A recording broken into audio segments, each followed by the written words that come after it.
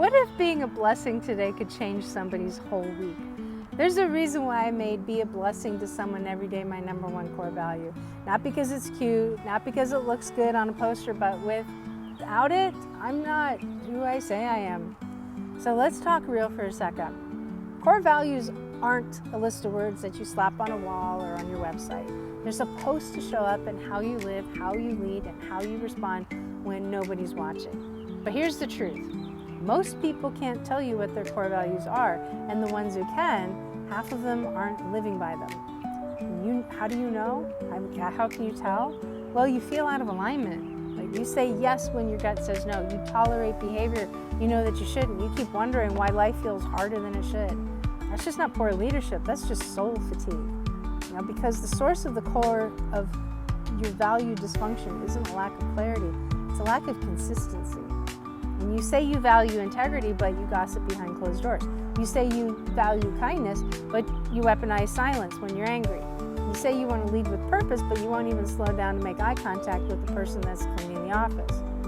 So let me tell you a quick story. A while ago, I was running late, juggling 100 things, and I passed by a woman in the parking lot who looked lost. Everything in me wanted to keep walking, but I stopped and I asked if she needed help. Turns out, she was her first day there, on her first day on the job, and she was too embarrassed and she didn't know where she needed to go. Well, that 5-minute conversation completely changed the entire tone of her day, and it did it to me too. Because when I live my core values, I'm in alignment. When I ignore them, I am off course. So can we agree that the world doesn't need more people who say they stand for something? It needs more people who actually live what they say they believe.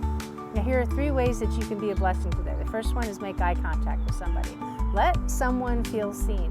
The second, ask one real question and actually listen to the answer in silence.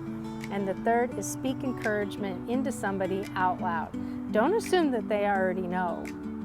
Now, you don't need a title, you don't need a budget, you don't even need a platform to live your values. You just need the guts to be consistent.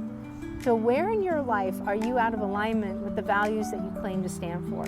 Because if you're tired, stuck, or frustrated, that's the first place to look. And the strongest leaders, they don't speak their values, they bleed them.